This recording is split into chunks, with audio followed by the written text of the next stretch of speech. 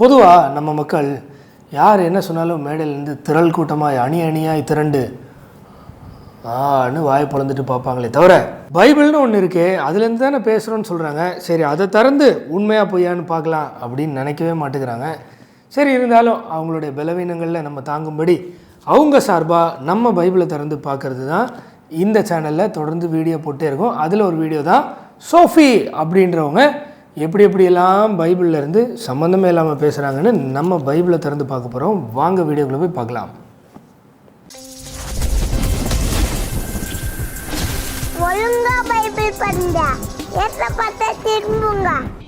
ஆதியாகமம் 32வது அதிகாரம் 26வது வசனம். அதற்கு அவர், நான் போகட்டும், பொழுது விடுகிறது என்றார்.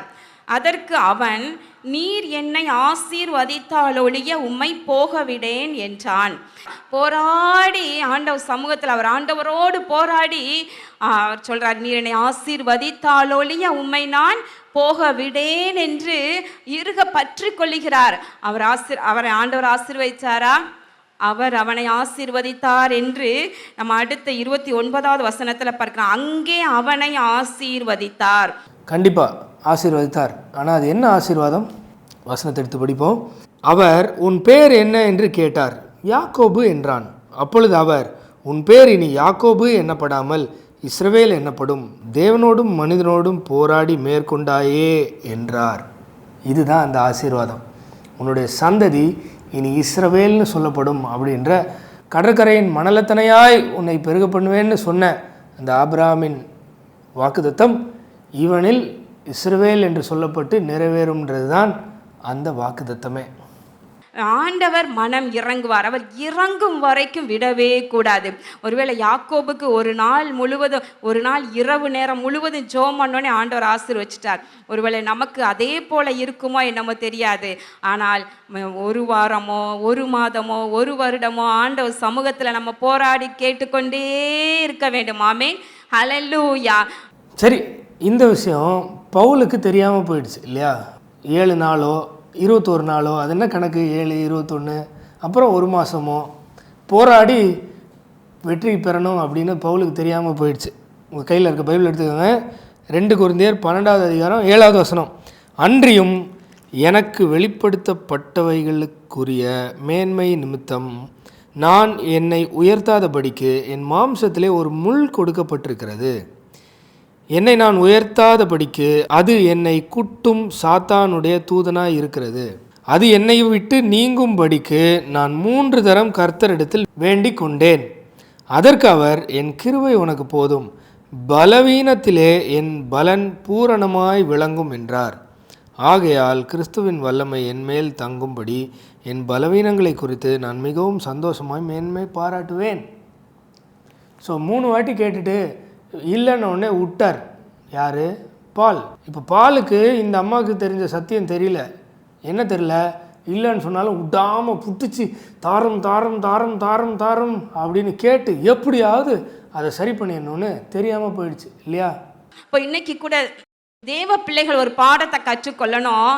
ஆண்டவர் சமூகத்தில் ஆசீர்வாதத்தை பெற்றுக்கொள்ளும் வரைக்கும் போராடுவதை நிறுத்தவே கூடாது. ஆமென், ஹல்லேலூயா, ஹல்லேலூயா. பொதுவாக நம்ம பைபிளில் பார்க்கும்போது பல இடங்களில் பல சம்பவங்கள் ரெக்கார்ட் ஆகிருக்கும். சரியா? அந்த சம்பவங்களை ஒரு உபதேசமாக கொண்டு வரும்போது அதில் பல சிக்கல் இருக்கும். இப்போ இந்த இஷ்யூலே பார்ப்போமே. இங்கே ஒரு சம்பவம் ரெக்கார்ட் ஆகிருக்கு. என்ன சம்பவம்? யாக்கோபு என்னை ஆசீர்வதித்தால் ஒழிய உம்மை போக விடேன்னு சொல்லி போராடி மேற்கொண்டான் அப்படின்னு வசனம் இருக்குது. இதை எடுத்துக்கிட்டு நம்மளும் ஆண்டவரை விடாமல் ஆசீர்வதிக்கணும். ஆமென், ஹல்லேலூயா. நம்ம ஆண்டவரை விடவே கூடாது, புட்டிச்சு வச்சுக்கணும். ஆசீர்வதிக்கிற வரைக்கும் புட்டிச்சு வச்சுக்கணும், விடவே கூடாது. ஆமென், ஹல்லேலூயா அப்படின்னு சொல்லி பிரசங்கெல்லாம் பண்ணக்கூடாது. ஏன் அப்படின்னா, ஒரு சம்பவத்துலேருந்து ஒரு விஷயத்தை நம்ம அதுலேருந்து எடுத்து உபதேசமாக கொண்டு வந்தால் ஒன்றில் அது உபதேசமாக நமக்கு பைபிளில் எங்கேயாவது கொடுக்கப்பட்டிருக்கணும். ஒருவேளை அப்படி கொடுக்கப்படலைனாலும் அதுக்கு எதிராக உபதேசங்கள் இல்லாமலாவது இருக்கணும். இந்த இடத்துல அம்மா சொல்கிறது போல் ஒரு உபதேசமாக கொண்டு வராங்க, நம்ம கர்த்தரோடு போராடி பெற்றுக்கொள்ளணும்னு. ஆனால் அப்படி உபதேசமாக எங்கேயுமே இல்லை. மாறாக ஆண்டவர் நேரடியாக கட்டளையாக நமக்கு கொடுத்தது என்னென்ன அப்படின்னு பார்த்துருவோமா? பிலிப்பியர் 4:6 நீங்கள் ஒன்றுக்கும் கவலைப்படாமல் எல்லாவற்றையும் குறித்து உங்கள் விண்ணப்பங்களை ஸ்தோத்திரத்தோடையே கூடிய ஜபத்தினாலும் வேண்டுதலினாலும் தேவனுக்கு தெரியப்படுத்துங்கள். அவ்வளோதான். விடாமல் பிடிச்சி வச்சுக்கோங்க. அவர் ஆசீர்வதிக்கிறதுக்கும் விடாதீங்க. ஆமேன், அல்லேலூயா. அப்படி இல்லை. சரி, இதெல்லாம் விடுங்க, இன்னும் நிறைய வசனங்கள் இருக்குது. ஆனால் மத்தேயுவில் ஆண்டவர் தாமே மனிதர்களுக்கு சொல்லி கொடுத்த உன்னதமான விஷயத்தை பார்ப்போம். மத்தேயு 6:7 அன்றியும் நீங்கள் ஜெபம் பண்ணும்போது அஞ்ஞானிகளைப் போல வீண் வார்த்தைகளை அலப்பாதேயுங்கள். ஆமேன், அல்லேலூயா. அவர்கள் அதிக வசனிப்பினால் தங்கள் ஜெபம் கேட்கப்படும் என்று நினைக்கிறார்கள். திரும்ப திரும்ப திரும்ப விட்டாமல் புட்டிச்சு வச்சு அப்படியே இருக்கிறதுனால தங்கள் ஜெபம் கேட்கப்படும் என்று நினைக்கிறார்கள். ஆமேன், அல்லேலூயா. அடுத்த வசனம், ஆனால் அவர்களைப் போல நீங்கள் செய்யாதிருங்கள்.